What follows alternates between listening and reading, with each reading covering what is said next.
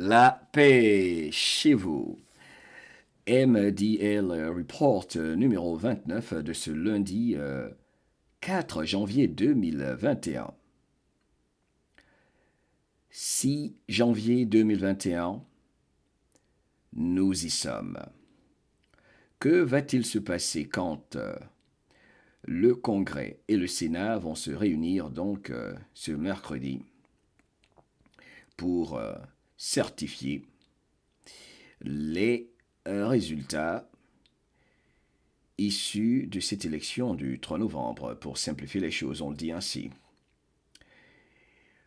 Il est clair que les conservateurs, les patriotes qui souhaitent que la Constitution soit respectée ce 6 janvier, s'attendent à ce que le vice-président Mike Pence rejette les certifications de vote frauduleuses, les certifications frauduleuses donc, et celles contestées dans les swing states, en l'occurrence le Wisconsin, le Michigan, la Pennsylvanie, la Géorgie, l'Arizona, et pourquoi pas ne pas ajouter le Nevada, le Nouveau-Mexique. Bref, et si Mike Pence ne le faisait pas, ne respectait pas la Constitution, ce serait loin d'être fini, car quel que soit celui qui sera déclaré vainqueur, sinon certifié par les deux chambres ce jour-là, comme vainqueur, chaque candidat peut toujours contester, refuser de faire concession, de concéder donc. Et dans ce cas-là, Joe Biden aura peu d'alternatives pour remédier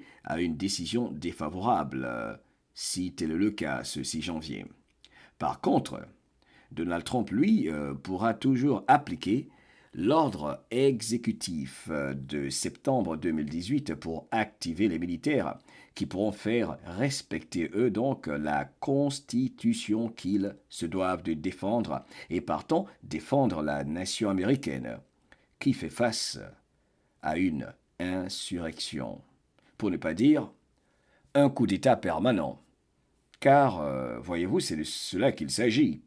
Depuis que Donald J. Trump est arrivé à la Maison-Blanche, l'État profond, la cabale et surtout les Rhinos et les Demon Rats n'ont cessé de l'attaquer et de tout mettre en œuvre pour le destituer. Qu'à cela ne tienne.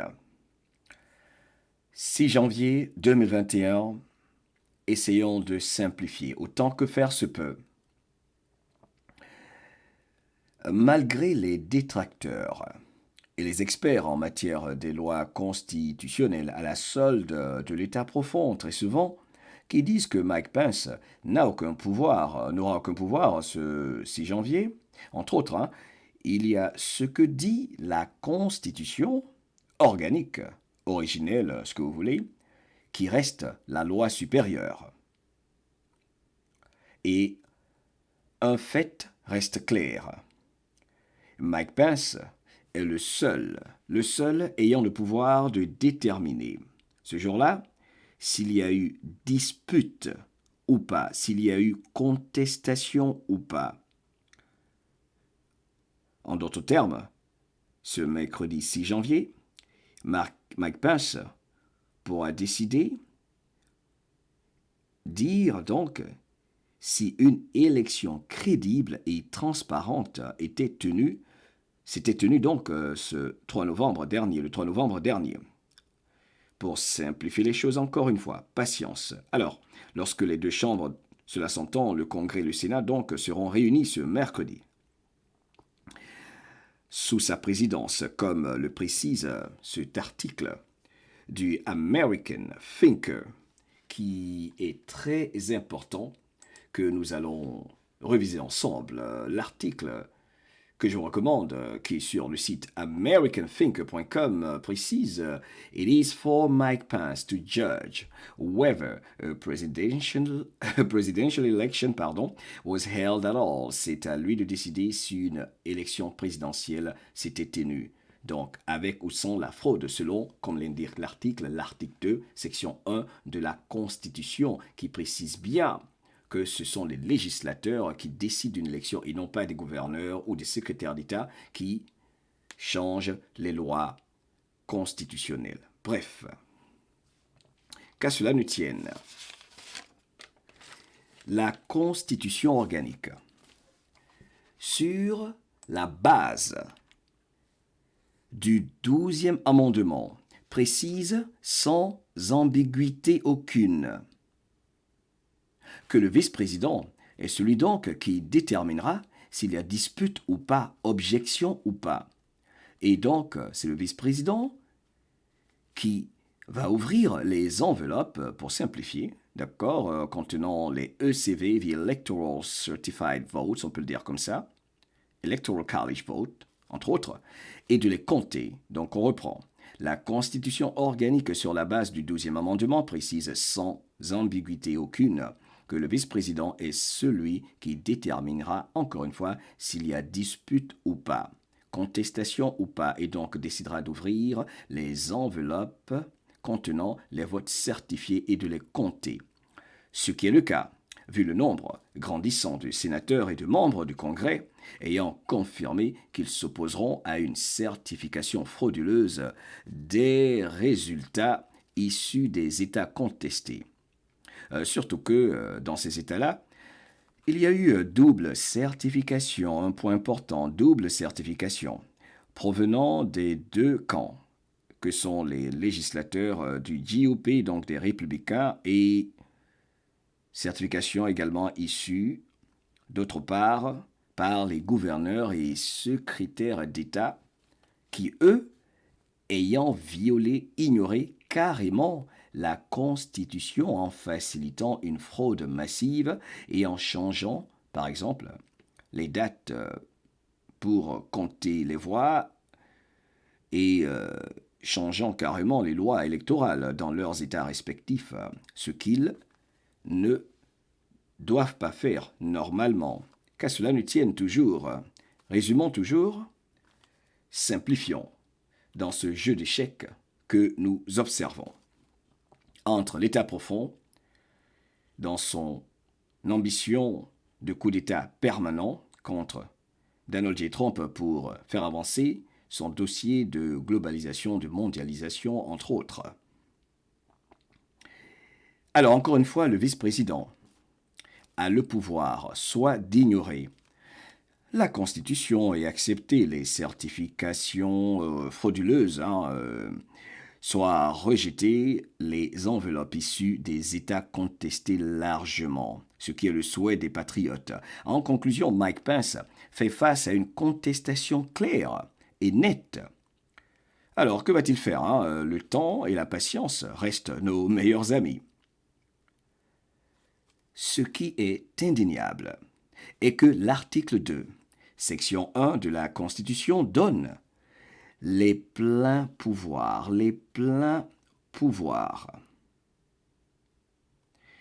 l'autorité totale, pour le dire ainsi, aux législateurs et non aux gouverneurs ou secrétaires d'État, comme ce fut le cas en Géorgie, de certifier une élection. Et cela a été prouvé et établi dans le cas George Bush contre Al Gore. Et vous savez, c'est la clé de toute cette dispute. La clé de tout. Pour ce qui est du comptage des voix, si on peut le dire ainsi, n'est-ce pas, des voix électorales disputées comme clarifié dans l'article 2, encore une fois, de la Constitution. Alors, le 12e amendement et le chapitre 3 de la Constitution organique dans sa section 15 le précise également. Par conséquent, quand Mike Pence va recevoir 2 enveloppes, ce sera le cas, puisqu'il y a eu contestation, n'est-ce pas, objection, dans les swing states, dans les États qui souvent déterminent qui sera le président ici aux États-Unis en particulier. Donc, quand Mike Pence, le vice-président, va recevoir 2 enveloppes pour chaque État contesté, disputé, des millions de patriotes de par le monde vont l'observer et attendront donc sa décision. Et il est clair que, quelle que soit celle qu'il prendra, il y aura des mécontents. Mais seules les voix légalement enregistrées doivent compter. Et dans ce scénario, Donald J. Trump sera donc déclaré vainqueur. C'est un show assez intéressant, il faut le préciser, n'est-ce pas? Et vous savez, c'est une procédure que Nancy Pelosi veut entre autres empêcher. Mais vous savez, les démocrates sont prêts, hein. Les démocrates ou républicains qui veulent que la Constitution soit respectée, comme on a vu le cas des deux côtés. Il y a des personnes qui ont le souci de voir la Constitution respectée afin que le système électoral soit une procédure en laquelle les Américains, qu'ils soient démocrates ou républicains, puissent avoir confiance, ce qui est loin d'être le cas aujourd'hui, vu toute la fraude qui a été dénoncée, exposée, montrée au vu et su de toute la planète. Bref, Nancy Pelosi, donc, comme l'indique ici Lauren Boebert, très active, que je vous recommande également de suivre, cette dame très courageuse, membre du Congrès, qui dit carrément que Nancy Pelosi peut essayer de jouer au jeu des procédures pour empêcher que la procédure normale se fasse lors de ce jour assez important et déterminant pour cette élection assez particulière. Mais elle fera partie des personnes qui refuseront d'être réduites au silence. Donc, il y aura beaucoup de choses auxquelles il faudra s'attendre. Alors, revenons plutôt au scénario possible, n'est-ce pas?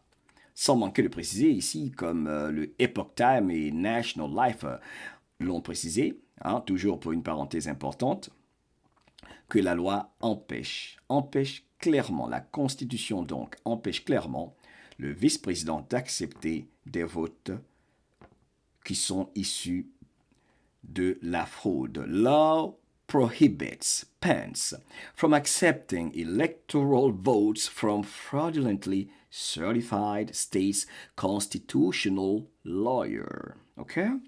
Donc, le vice-président, s'il décide de respecter la Constitution, ne décevra pas. OK? Et voilà pourquoi, par exemple, il y a persistance et beaucoup de personnes qui insistent à ce que Donald J. Trump utilise simplement l'acte d'insurrection, n'est-ce pas, of 1807 de 1807, pour saisir les machines de vote qu'ils essaient de faire disparaître, entre autres, pour restaurer la loi et le droit afin que le vrai vainqueur soit celui qui sera inauguré le 20 janvier prochain. Bref, cela est une carte de Donald J. Trump, j'imagine qu'il va appliquer après avoir essayé de passer par le droit, la justice et de faire les choses de façon légale sans brouiller les pistes pour montrer à la population, aux patriotes et aux démocrates et aux républicains, à la planète entière qu'il a tout essayé avant d'activer la carte militaire pour ce qui est donc de l'acte d'insurrection de 1807. Quelque chose sur quoi nous pourrons revenir. En tout cas, comme vous voyez là sur cet article, le Epoch Time insistait là-dessus. Cette équipe-là disait que en fait, c'est cela qui pourrait simplifier le tout.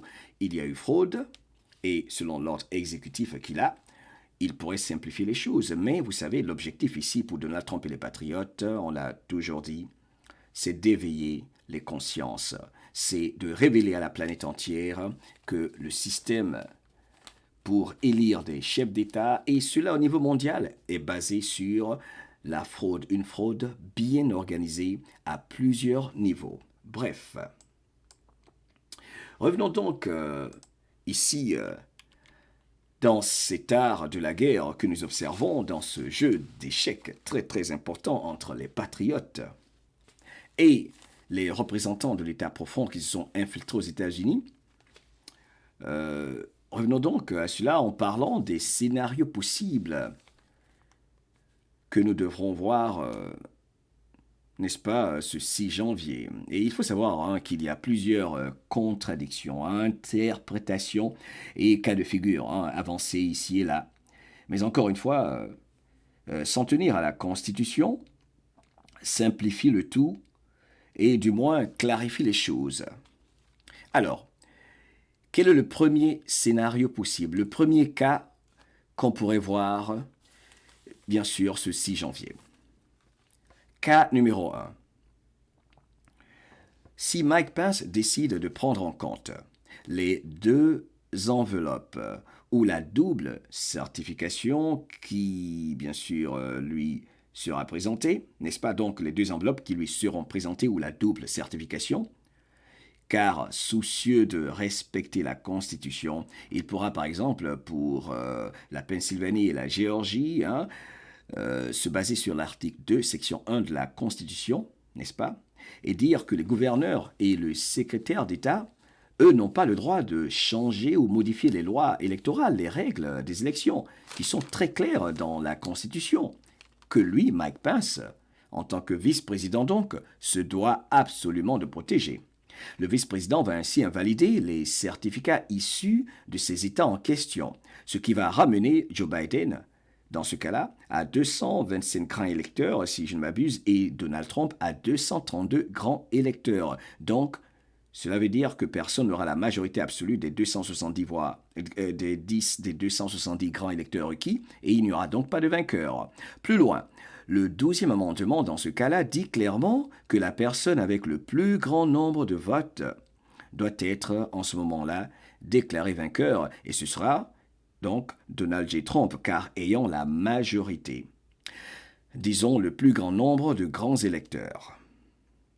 Ce scénario fortement possible, très plausible, indique qu'il y a nul besoin d'impliquer la Maison des représentants, n'est-ce pas, le Congrès, le Sénat, etc., car selon la Constitution, le vice-président, encore une fois, on insiste, n'a pas le droit d'accepter des grands électeurs, des voix issues donc de la fraude.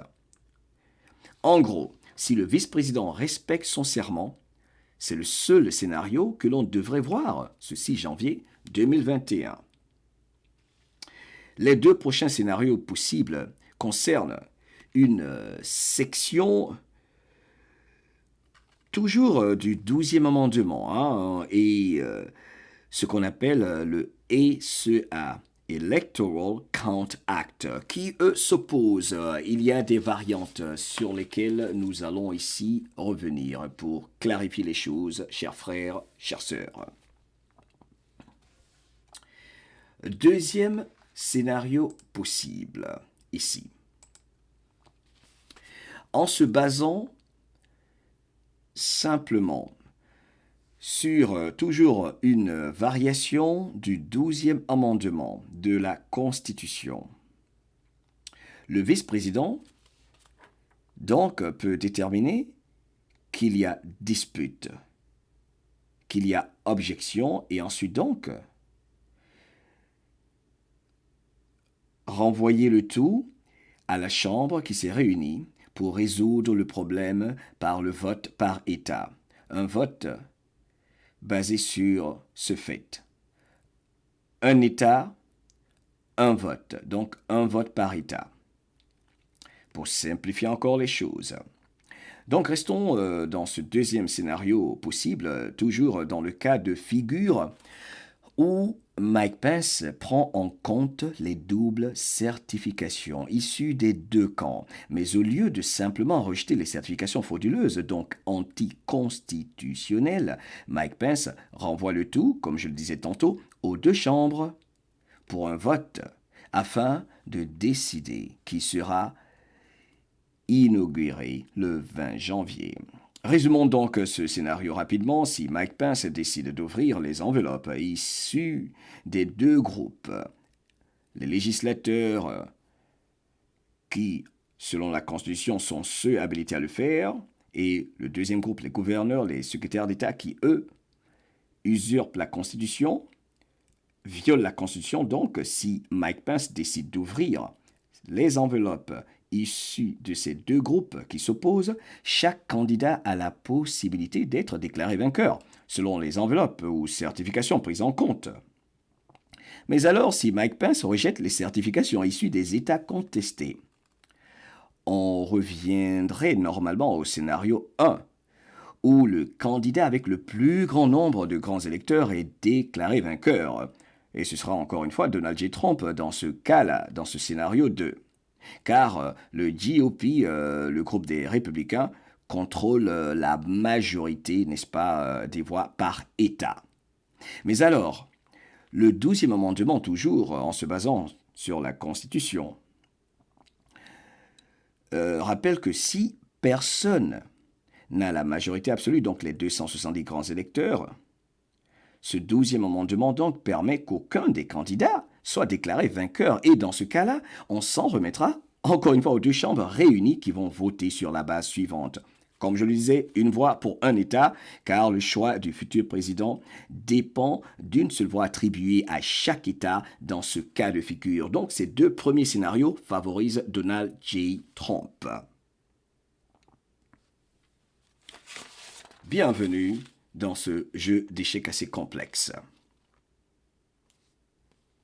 Le dernier cas de figure possible que l'on pourrait voir ce mercredi 6 janvier, c'est cette modification, cette variante également qui peut être utilisée pour trouver une solution à ces objections, à ces élections contestées. C'est ce cas-là qui se base sur donc cette modification qu'on appelle le EC à la lettre E, la lettre C, la lettre A, c'est le Electoral Count Act. Donc c'est l'acte pour le comptage électoral, si on peut le dire comme ça. Count.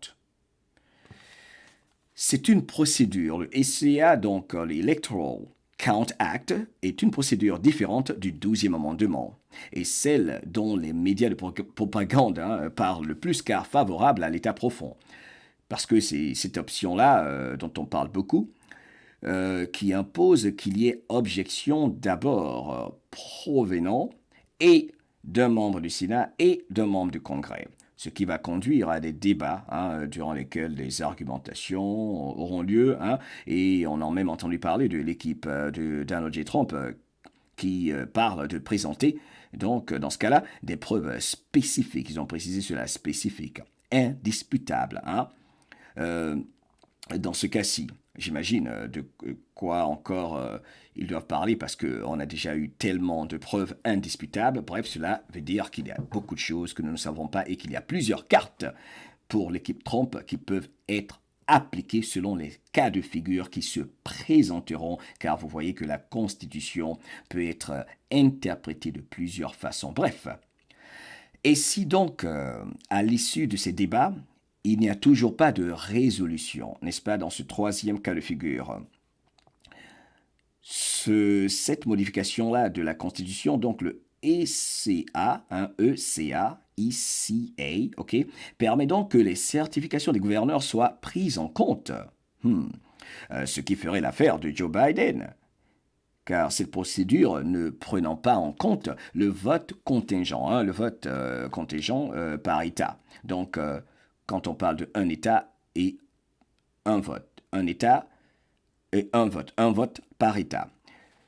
Alors, la formule, donc, ECA aura proposé une résolution, solution, car c'est de cela qu'il s'agit de trouver une solution à ces contestations massives maintenant, n'est-ce pas? Mais encore une fois, sans prendre en compte les stipulations de la Constitution organique et le 12e amendement, ce qui donc va permettre à Donald Trump d'être déclaré vainqueur si appliqué par les concernés, c'est-à-dire le vice-président et les membres du Sénat et du Congrès qui seront réunis le 6 janvier. Bref, en somme, le vice-président, s'il décide d'appliquer la Constitution, donc ne pas trahir les patriotes, doit simplement rejeter les certifications provenant des États contestés et permettre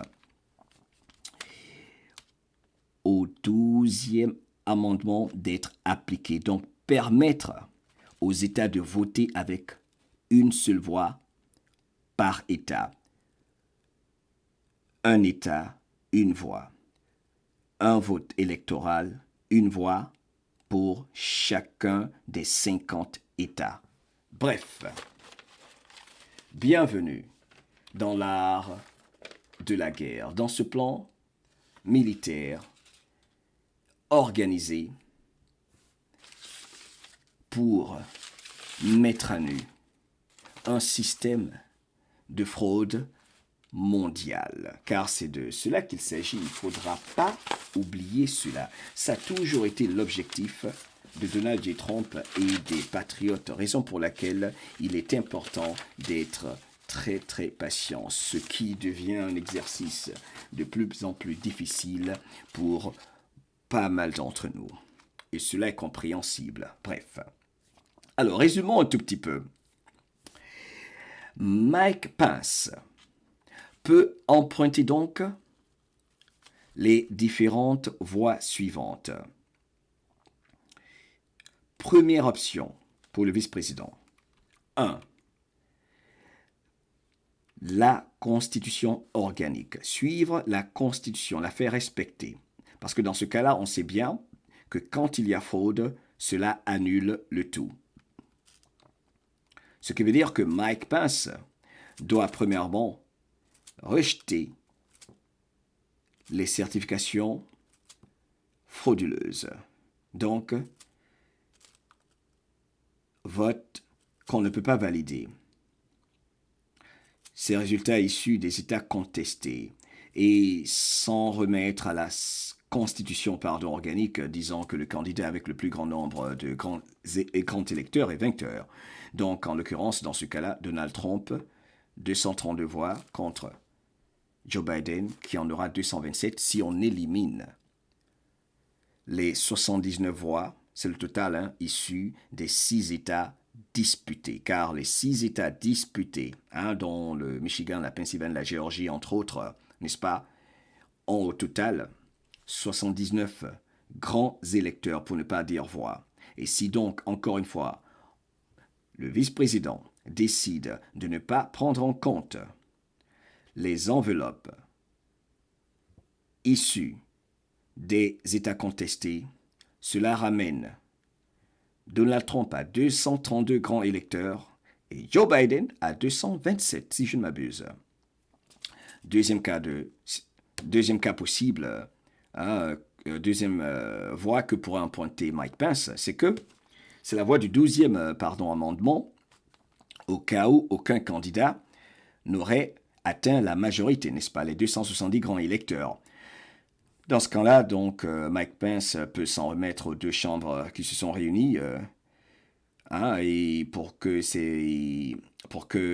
y ait ce vote sur la base d'un État, une seule voix, car dans ce cas-là, encore une fois, ce sont les États qui déterminent le vainqueur et le GOP, pour ne pas dire les républicains, les représentants républicains ayant la majorité, Trump sera encore vainqueur dans ce deuxième cas. On résume toujours donc le troisième scénario, la troisième possibilité que va suivre Mike Pence, celle qui est défavorable aux patriotes, c'est cette loi bizarre du ECA, n'est-ce pas, the Electoral Count Act, qui est une modification ou option, moi j'imagine, qui a été mise en place par l'État profond de façon subtile, n'est-ce pas, cette modification, donc le ECA, qui est une option qui favorise les démocrates car donnant le pouvoir aux gouverneurs de décider de certifier les résultats et non les législateurs comme cela se doit, n'est-ce pas, comme il a été prévu dans la Constitution. Après qu'il y ait eu objection et des débats entre les différents antagonistes,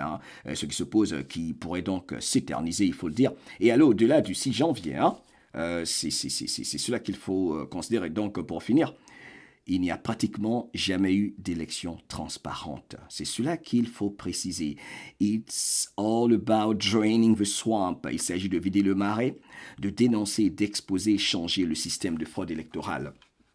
Et pour la petite histoire, par exemple, revenons ici à quelques posts assez intéressants de Ron, n'est-ce pas, qui était sur le board de 17, par exemple, qui dit que « If Pence requires a 2-hour debate for every contested elector, he could run out the clock. » Donc, si Mike Pence demandait à ce qu'il y ait un débat de 2 heures pour chaque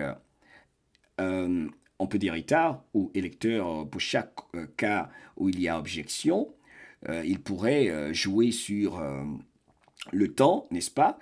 Et cela pourrait causer des délais qui vont favoriser au final Donald J. Trump dans ce jeu subtil, pour résumer un peu ceci et pour aller plus rapidement, Et on se retrouverait même sans qu'il y ait encore déclaration de vainqueur au 18 janvier.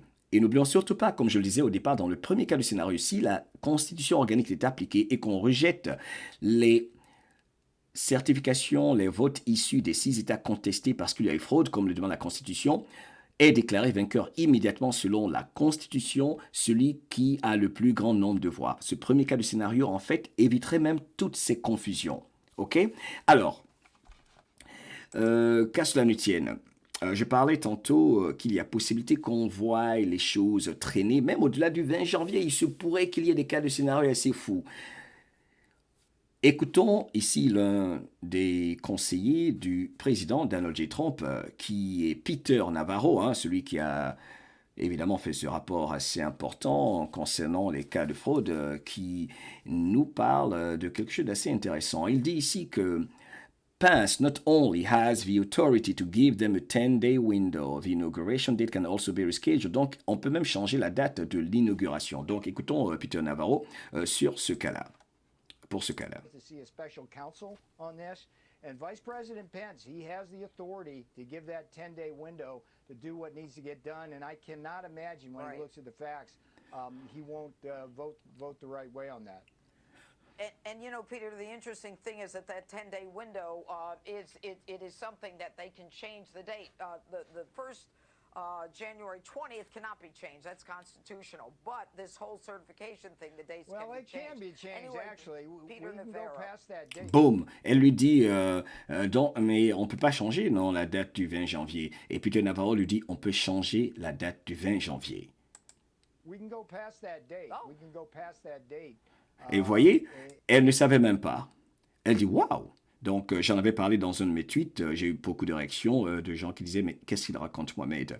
Donc, soyons tous patients les uns envers les autres. C'est une possibilité que nous assistions à des cas de figure assez particuliers en fonction des moves et des counter-moves, des attaques et des contre-attaques des deux camps. Bienvenue dans le grand éveil.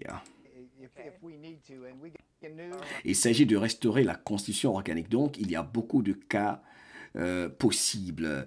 Encore une fois, c'est la raison pour laquelle je dis souvent que toute personne qui va faire croire qu'elle sait exactement ce qui va se passer, et le 6 janvier, et le 20 janvier, ou au-delà, ou avant, ou d'ici les prochaines 24 heures, je ne sais pas si cette personne-là fait partie du noyau central de 17 ou alors et travaille directement avec Donald J. Trump. En tout cas, selon moi, j'estime que seuls les militaires, les patriotes, les deux camps et ceux qui font partie de ces noyaux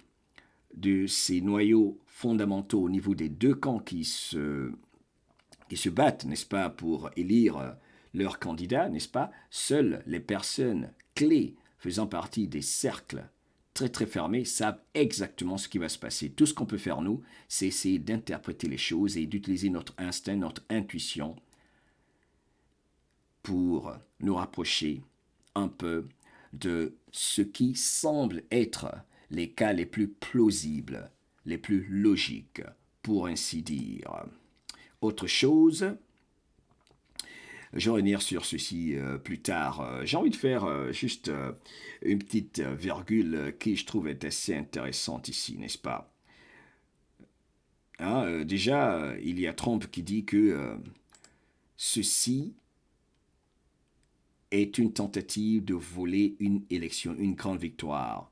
Can't let it happen. Il ne peut pas laisser que cela se passe. Il ne le permettra jamais. C'est très important de revenir sur ce genre de choses. Alors, et vous savez, au plus haut, cette élection concerne nos enfants. Cette élection concerne nos enfants. Cette élection, il s'agit de sauver les générations futures et d'empêcher à ce que la pédophilie continue. C'est cela qu'il faut retenir. Il s'agit de sauver les enfants. Il s'agit de sauver les enfants. Il s'agit de vider le marais. Il s'agit de vider le marais et d'empêcher que des personnes en qui on a fait confiance continuent d'abuser de nos enfants, de nous tromper, de nous trahir. Donc, il est important ici que chacun fasse confiance au discernement et croit en ce qu'il voit. Voir, c'est croire. Ce que nos yeux nous montrent, souvent, il est important de se faire confiance et de croire en ce que nous voyons, ce que nous observons. Souvent, les réponses sont déjà là, devant nous. On n'a pas besoin d'aller trop loin, on n'a pas besoin d'être un investigateur, d'être Colombo pour comprendre, ressentir et tirer des conclusions simples et claires. C'est de cela qu'il s'agit, de protéger les enfants qui sont une source d'énergie pour les pédophiles de par la planète qui ont été combattus bravement par les militaires et toutes ces forces positives que nous remercions. Il ne faut jamais oublier cela. Et le 6 janvier, vous savez, c'est juste pour qu'il y ait ce grand éveil. Le 6 janvier, c'est pour qu'il y ait un grand éveil. Le 6 janvier, c'est pour qu'il y ait encore plus de révélations concernant la fraude, la corruption, pratiquée subtilement par ceux en qui nous faisions confiance, en qui nous avions confiance malheureusement. Il s'agit d'exposer, de dénoncer l'état profond, de vider le marais. On ne le dira jamais assez. Quel que soit ce qui se passera donc le 6 janvier, il y aura des réactions, on peut déjà s'accorder de le dire, vives des deux côtés, et l'acte d'insurrection de Donald J. Trump donc peut mettre fin à cette folie, à cette mascarade. Et c'est un devoir pour nous tous de nous lever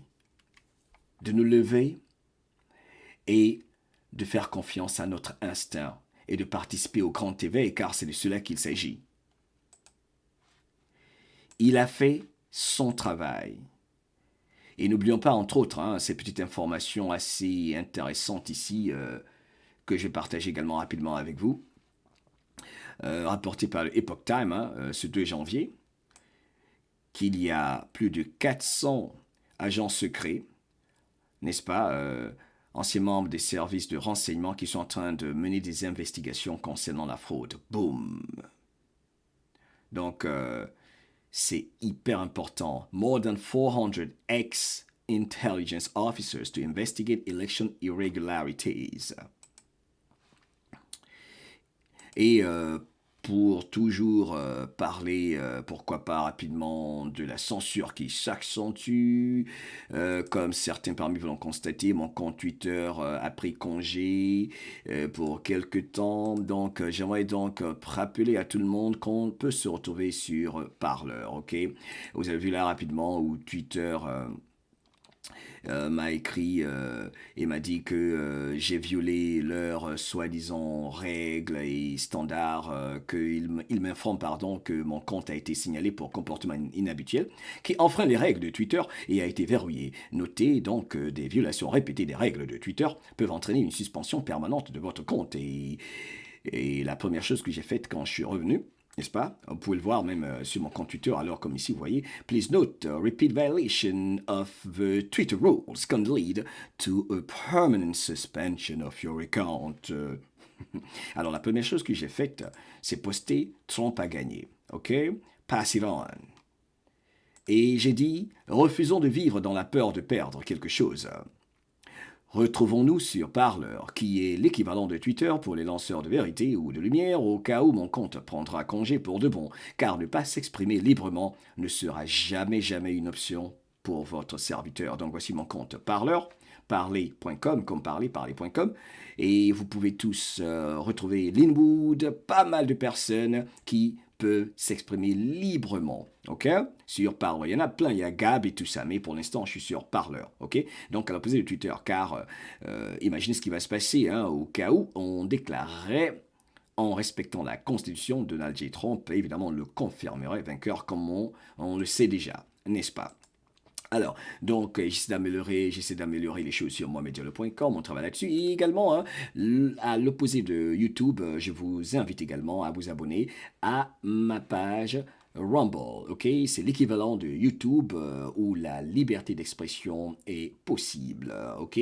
Rumble.com, oui encore, j'ai un compte Mohamed Diallo Live. Donc, au cas où, il y aura encore quelques défis sur YouTube. Cela est très, très important, n'est-ce pas? Alors, y a-t-il autre chose que j'ai oublié? Je sais pas. Bon, bref, je pense que pour ce qui est du reste, on va le faire dans les émissions prochaines. Et c'est un bonheur de vous entretenir. Un bonheur de vous entretenir. Et finir toujours avec quelque chose de positif.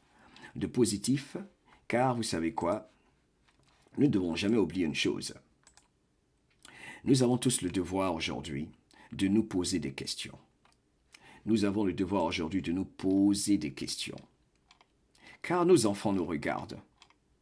Nous ne pouvons plus jouer aux observateurs, très simplement.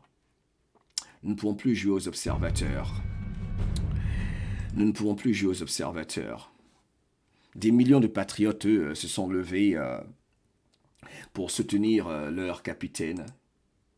Des milliers de patriotes se battent, ont passé des coups de fil aux sénateurs, aux législateurs, qu'ils soient démocrates ou républicains, bref, ou libéraux, je ne sais quoi, pour qu'ils fassent des investigations, pour qu'ils mènent des audits, pour que la vérité soit rétablie. Voilà ce qui prouve que quand le peuple se lève et il y a des résultats, on a vu ce qui s'est passé en Géorgie, les législateurs étaient obligés de tenir un audit, de tenir, pardon, pas encore l'audit, mais de tenir